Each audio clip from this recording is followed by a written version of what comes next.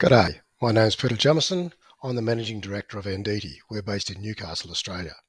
This presentation outlines the work that Anditi's been doing with the International Road Assessment Program in using remote sensing and automated techniques to star rate the safety of roads globally and help save lives. The presentation formed part of an innovation workshop that I attended in the World Road Congress in Prague in October 2023. IRAP, International Road Assessment Program, has set a target to reduce road deaths by 50% by 2030. About 1.35 million people die on our roads globally each year. It's the leading killer of our next generation, the 5 to 29-year-olds. About 50% of those deaths are vulnerable road users, such as cyclists, pedestrians and motorcyclists.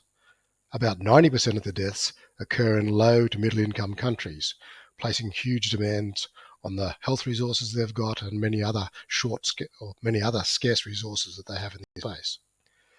The cost of road deaths and injury is not well understood, but it's about double the annual spending on infrastructure globally, or about 10 times the annual spend on roads and road maintenance. IRAP's vision is to star rate every road globally. The first part of that is to identify and star rate those roads that carry 75% of traffic. We estimate that to be about 15 million kilometres. If we do analyse that using remote sensing data, such as LiDAR and street level imagery, there's about 30 petabytes of data that need to be worked through. We estimate there's about 45 billion safety attributes that need to be identified and considered in coming up with a star rating in that space. It's a large task.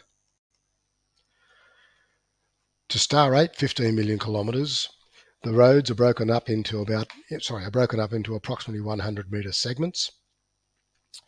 So there's about 150 million of those that need to be worked through.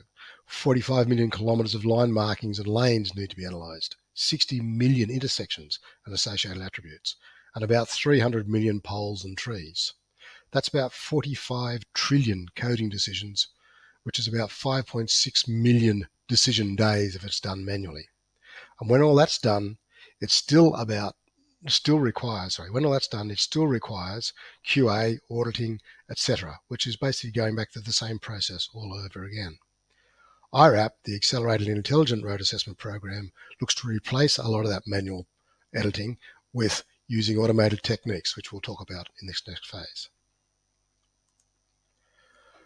We use a wide range of data sources, including satellite imagery, street level imagery, aerial LiDAR, mobile LiDAR, whatever mapping we can get, OpenStreetMap, etc. In short, we use nearly anything we can get access to that's going to be useful to us.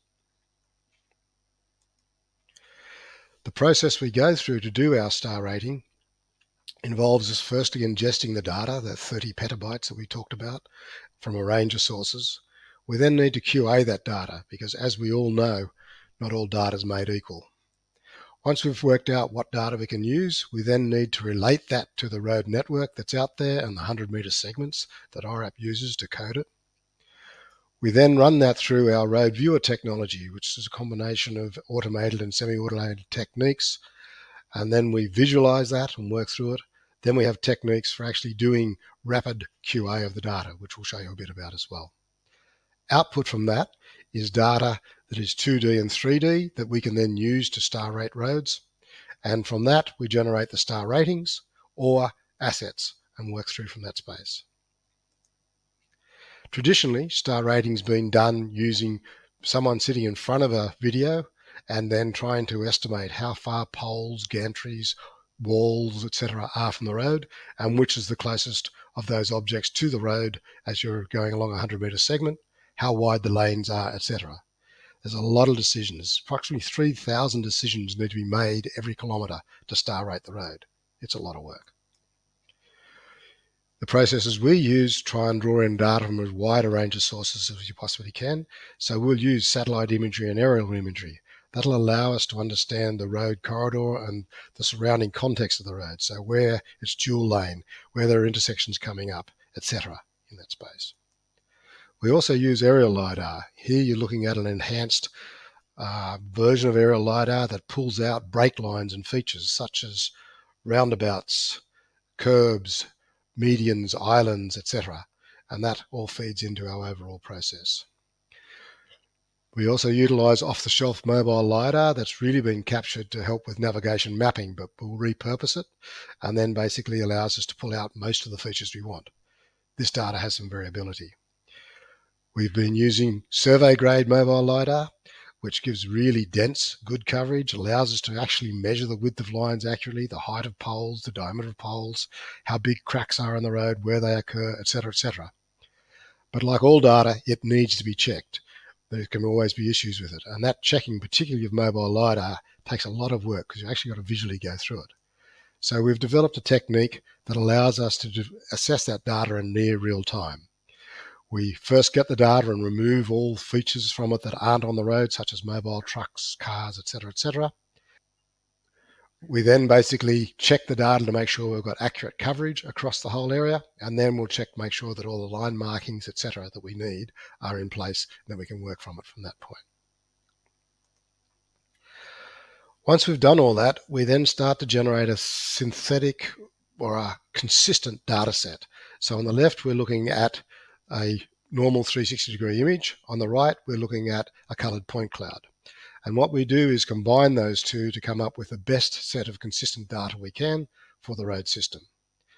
So what you're looking at now is a mobile LiDAR point cloud, a coloured point cloud, but we removed all the vehicles and all the occlusion so that we can see everything that's in the corridor.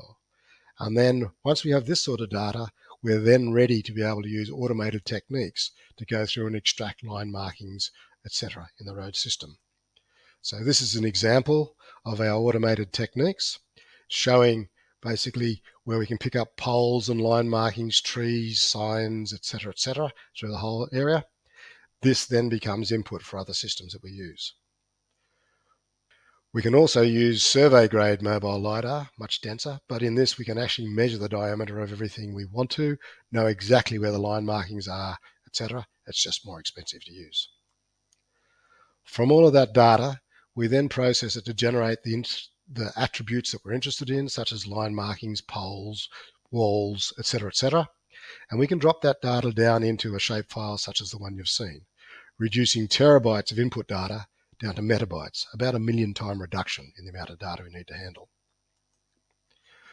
Once we've done all that, we feed this information into our road viewer inspection system. So on the right-hand side, you'll see all of the attributes, 58 of them, that you need to code for each 100-meter segment of the road for IRAP. We populate this with automated information where we can, and then we can populate it either using the road viewer inspection system or other techniques that I'll take you through. So what that allows us to do is zoom into a 100-meter segment, which is shown in the red box on this area. We can go in and manually check what we've measured automatically. We can go in and cut out a section of that road to investigate it in more detail.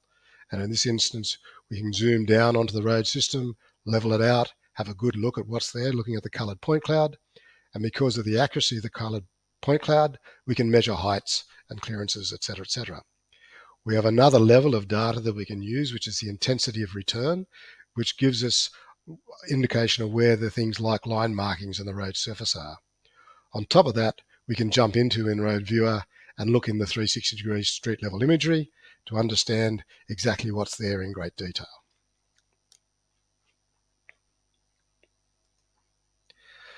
Once we've gone through and coded all that information, we then need to QA it. And as I said before, that QA process in the past has involved someone going through that whole manual coding process all over again to make sure things are real.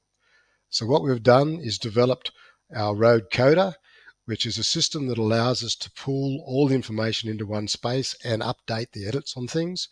So we can actually jump from one feature to another, such as safety barrier end to safety barrier end, intersections, etc., using this. And we've got full video functionality that allows us to very quickly check through this stuff. We've coupled that to a GIS system, QGIS, and as we move through Road Coder, the QGIS responds in the same way, showing us exactly where it's at, so we can bring in aerial imagery and aerial photography, etc., in that space. And then if we have to, we can jump in and basically check it at street level imagery to make sure that everything's correct and gone through. So over the last 4 years or so, we've developed a whole suite of techniques and tools to allow us to scale at an industrial scale to code or star rate the roads across the world. Now what we need to do is make it happen. Thank you. My name is Peter Jamieson, Managing Director of Anditi.